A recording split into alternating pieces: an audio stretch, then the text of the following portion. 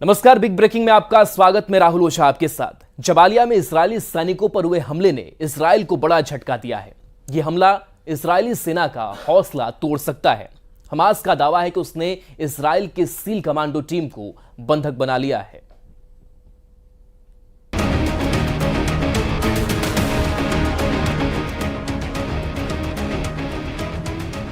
इन तस्वीरों ने इजरायल में तूफान ला दिया है।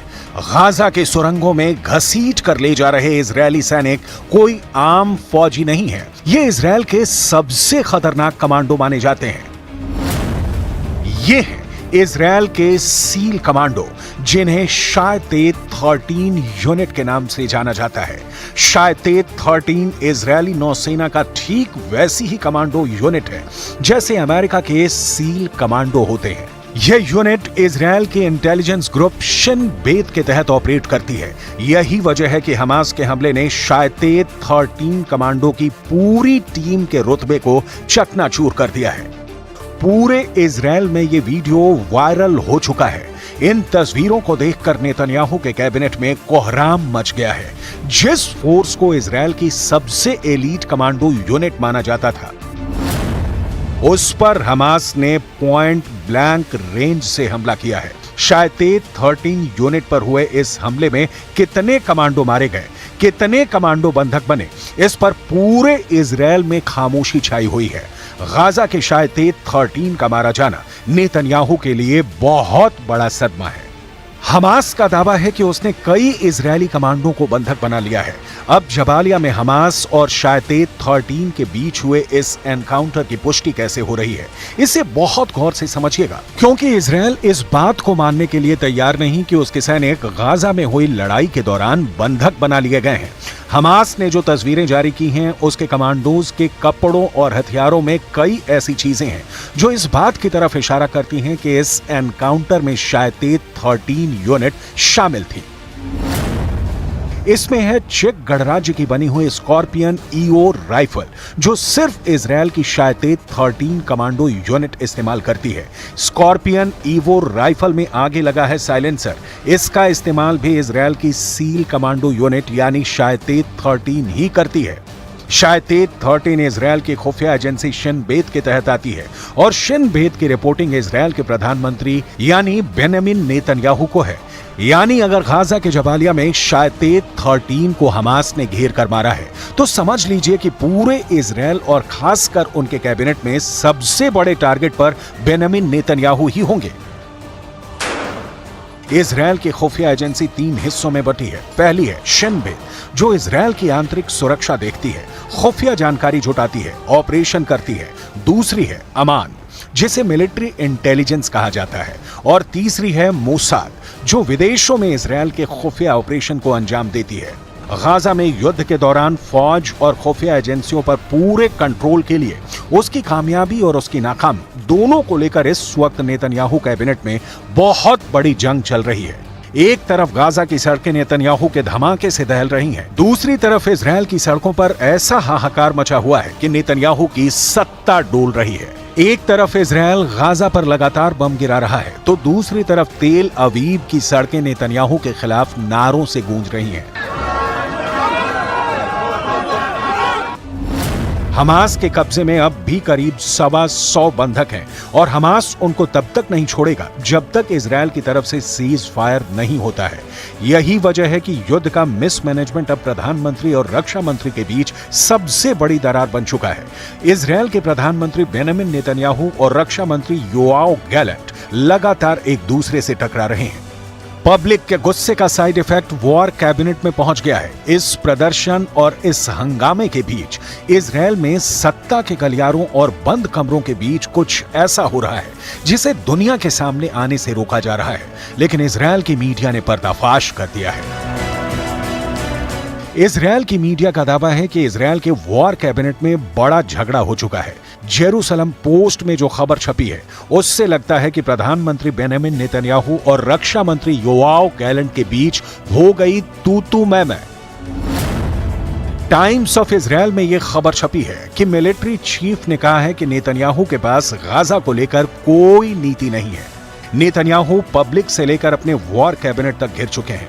कमांडर से लेकर मंत्री बता रहे हैं कि नेतन्याहू ब्लंडर कर रहे हैं। ये बात साफ कर दें कि इजरायल के प्रधानमंत्री बेंजामिन नेतन्याहू और रक्षा मंत्री योआव गैलेंट एक दूसरे के कड़े विरोधी माने जाते हैं, लेकिन गाजा में युद्ध को लेकर दोनों करीब आए। हालांकि अब दोनों की दुश्मनी सतह पर आ चुकी है। एक बड़ी मीटिंग में नेतन्याहू थे, रक्षा मंत्री गैलेंट थे और साथ में इजरायल की सिक्योरिटी एजेंसी शिन बेत के चीफ रोनेन बार भी थे। इजरायल की मीडिया का दावा है कि रोनेन बार ने कहा, हमारी रक्षा मंत्री से बात हुई, इस दौरान सभी मोर्चों पर गहराई से चर्चा हुई। नेतन्याहू ने तभी शिन बेत के चीफ रोनेन बार को रोका। वो बोले, क्या आपने ऐसी जरूरी चर्चा रक्षा मंत्री से ही कर ली? इस बार शिन बेत के चीफ रोनेन बार ने कहा, हां, इसमें सवाल किस बात का है? तब नेतन्याहू ने कहा, जितना मुझे याद है शिन बेत और मोसाद ये दोनों प्रधानमंत्री के तहत आते हैं। ये बात रक्षा मंत्री यो गैलेंट को अखर गई। गैलेंट ने नेतन्याहू से फौरन पूछा कि आप रक्षा मंत्री को युद्ध पर जरूरी बात करने से रोक रहे हैं, इस मामले में आप क्या करेंगे अगर रक्षा मंत्री का इसमें दखल नहीं होगा? इस पर नेतन्याहू ने कहा, युद्ध को लेकर जो चर्चा होगी वो यहीं मेरे साथ होगी।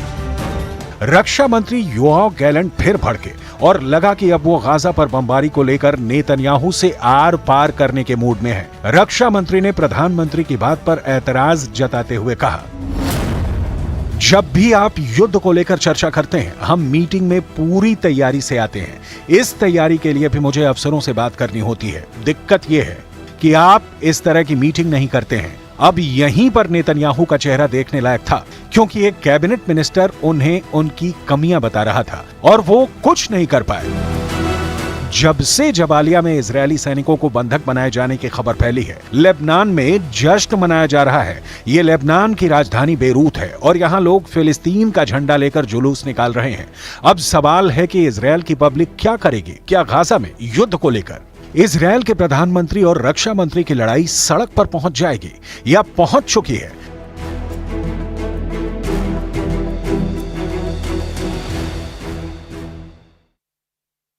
गाजा के पास इजराइल और मिस्र की सेना के बीच लगातार जंग देखने को मिल रही है। ये रिपोर्ट देखिए।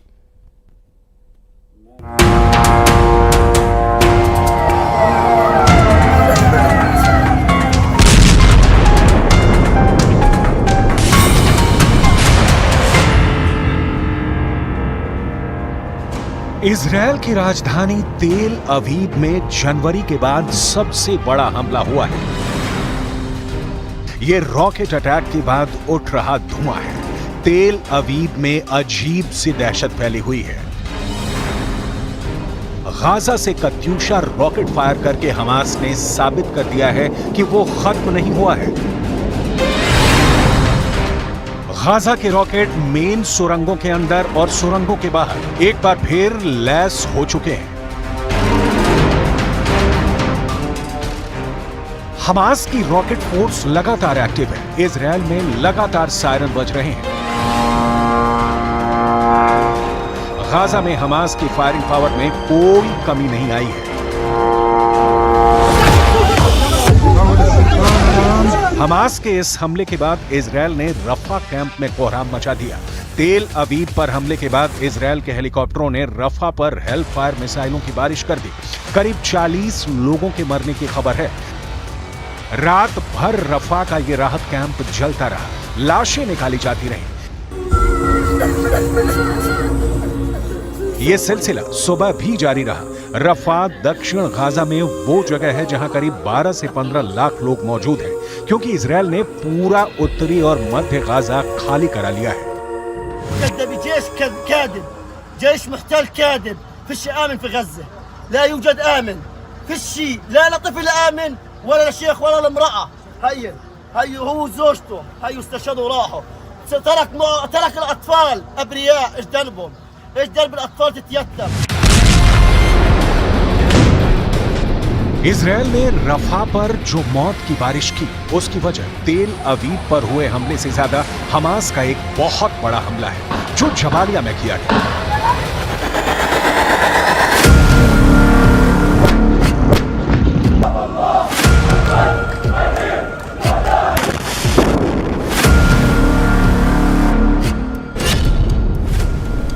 मारे इजरायली सैनिक, हमास का खूनी हमला। जरा इस वीडियो को देखिए। हमास के लड़ाके एक सुरंग से इजरायली सैनिक को घसीटकर बाहर की तरफ ले जा रहे हैं। हमास ने अपने इस वीडियो में दावा किया है कि हमने सुरंग युद्ध में इजरायली सैनिकों को न सिर्फ जान से मार डाला है, बल्कि कई इजरायली सैनिकों को बंधक बना लिया है। उनके हथियार भी जब्त कर लिए हैं। ये वीडियो उत्तरी गाजा के जबालिया कैंप का बताया जा रहा है। हम आपको एक एनिमेशन के जरिए बताते हैं कि आखिर हमास ने इजरायली सैनिकों को इतनी आसानी से कैसे मार डाला, क्योंकि इजरायली सैनिकों के पास न सिर्फ घातक हथियार और हाई टेक्नोलॉजी मौजूद थी, बल्कि मरकाबा टैंक और फुल बैकअप पीछे से मौजूद था। हमास के दर्जन भर लड़ाकों ने सबसे पहले जानबूझकर सुरंग में अपनी लोकेशन इजरायली सैनिकों को दिखा दी। जैसे इजरायली सैनिकों को लगा कि सुरंग के अंदर दर्जनों हमास के लड़ाके छिपे हैं, वो तुरंत घातक हथियारों के साथ सुरंग में घुस गए। सुरंग में इजरायली सेना की स्पेशल यूनिट के कमांडो घुसे थे। जैसे ही हमास का पीछा करते हुए इजरायली सैनिक सुरंग में घुसे, तभी सुरंग में हमास ने जोरदार धमाके कर दिए और उन पर गोलियों की बौछार कर दी। हमास ने दावा किया है कि उसने इजरायल के कई सैनिकों को सुरंग में मार डाला है और इजरायल की स्पेशल फोर्स के कमांडोज को बंधक बना लिया है। अल कसम ब्रिगेड्स के प्रवक्ता अबू उबैदा ने कहा, हमारे लड़ाकों ने इजरायली सेना को लालच देकर एक सुरंग के अंदर हमला करवाया और फिर इजरायली सैनिकों को मार डाला। كانوا ولا زالوا لقوات العدو بالمرصاد، فنفذوا عشرات العمليات ضد قواته على مدار أكثر من أسبوعين في جباليا ورفح وبيت حانون وفي كل محاور العدوان والتوغل. وكان آخر هذه العمليات عملية مركبة نفذها مجاهدون عصر اليوم السبت شمال قطاع غزة.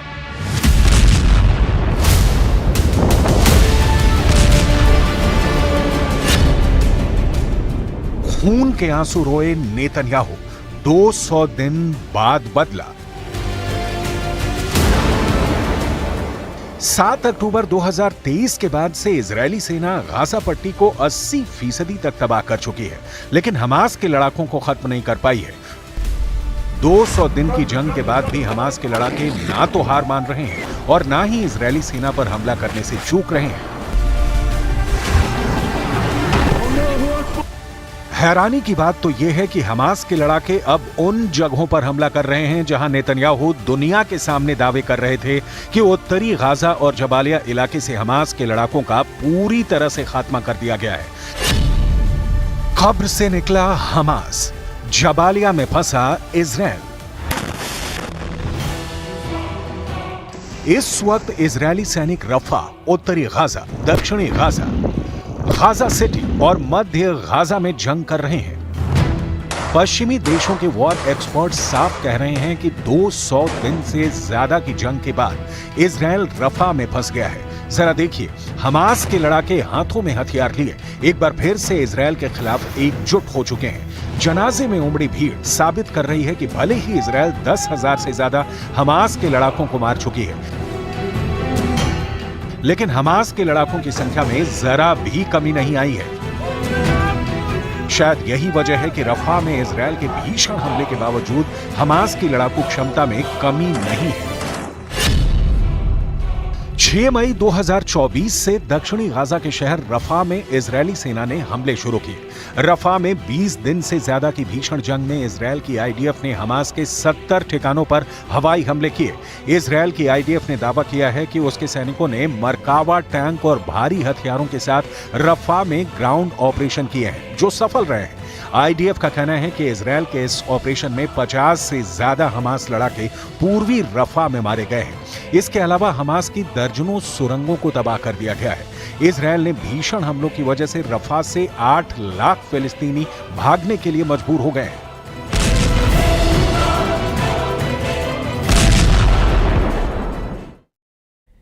बिहार में प्रधानमंत्री नरेंद्र मोदी के भाषण के बाद मनेर के लड्डू